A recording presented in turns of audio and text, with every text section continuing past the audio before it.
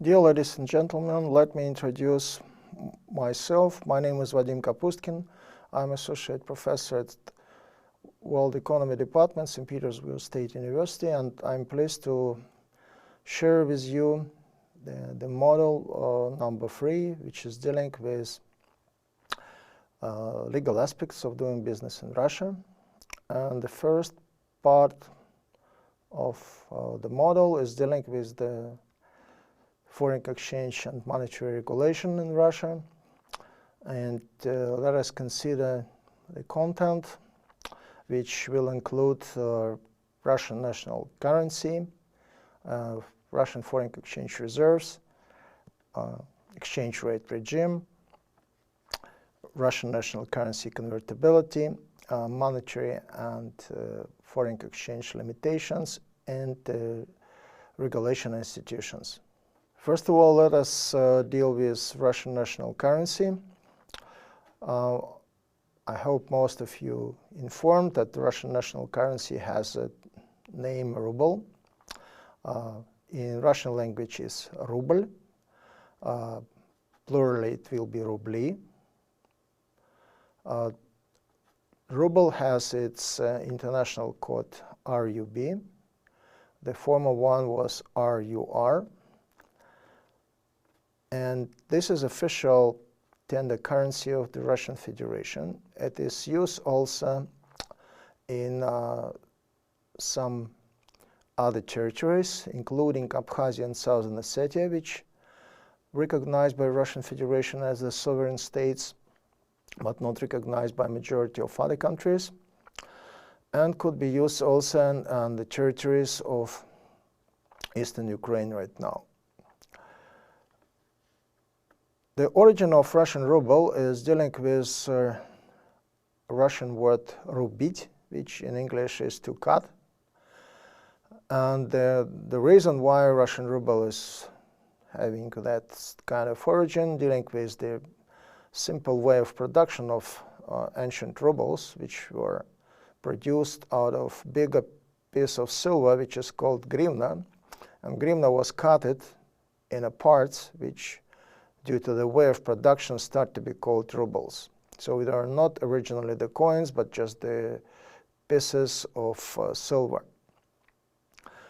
The small denomination of Russian national currency is called kopeyka, and it also has quite a special origin of its name, which is dealing with the English word spear, which in Russian is kopyo.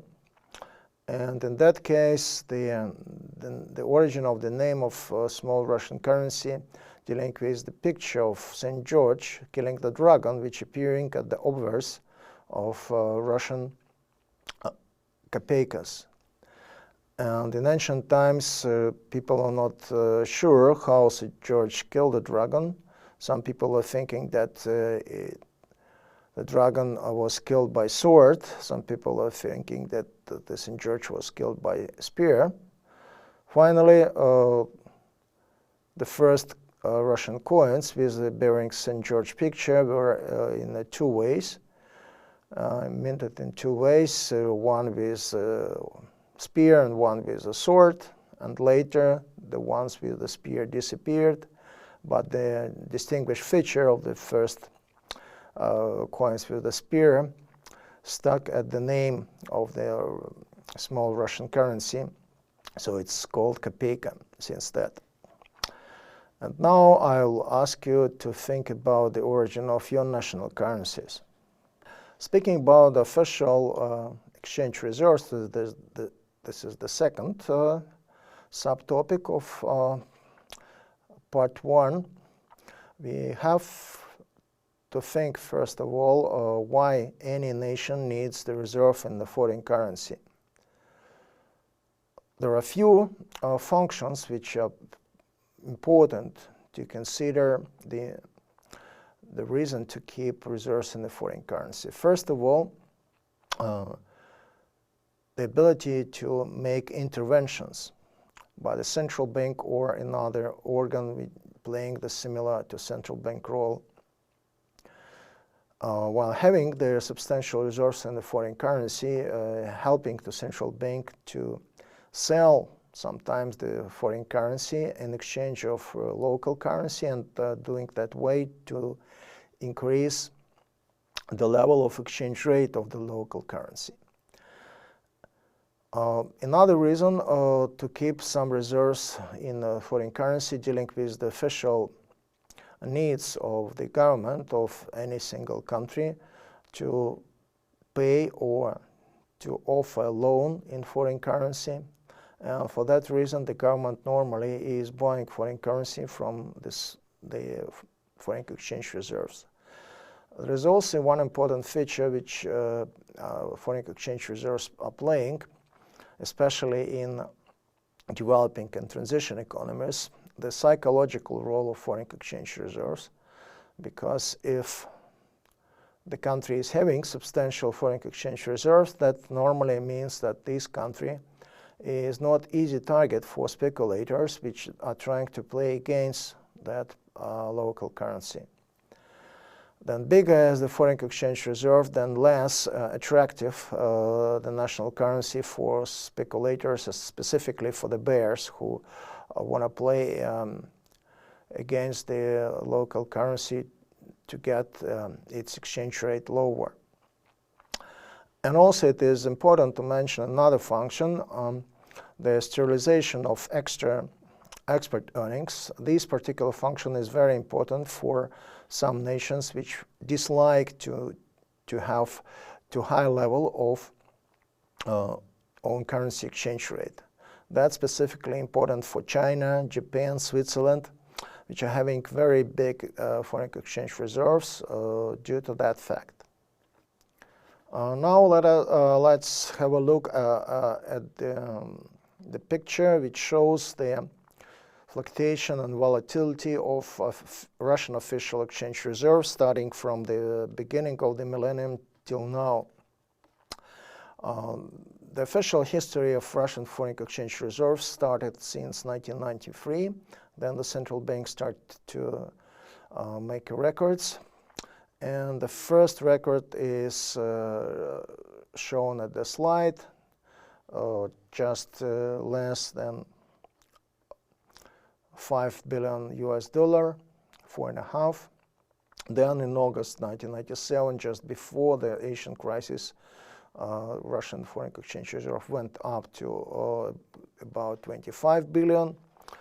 But as a result of Asian crisis and later especially Russian financial crisis, in the beginning of 1999, the reserves have been decreased substantially to the level of 11 billion, but start to grow in new millennium, and in January 2003, as you can see, it was already closer to 50 billion.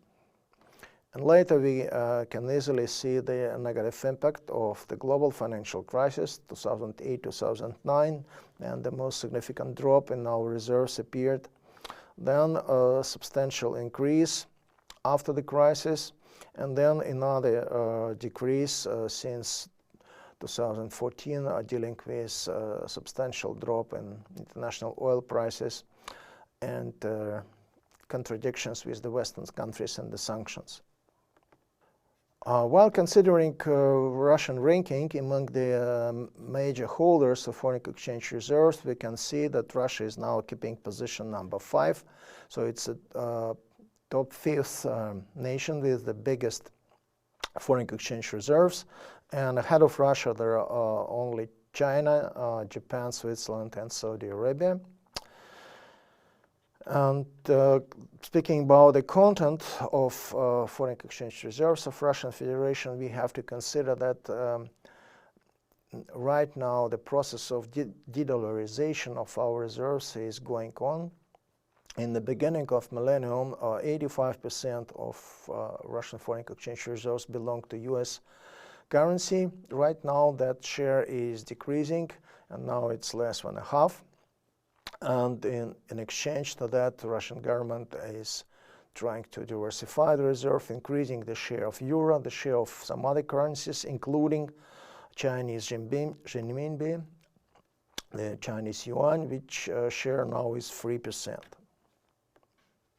Speaking about the Russian official gold reserves, which is also playing some important role. Right now, the share of gold in official reserves of Russia is about 18%. And the slide, you can see that steady growth of Russian foreign exchange reserves and the gold reserves in particular. The gold reserves of Russia suffered quite a tragic history at the edge of 1980s, 1990s.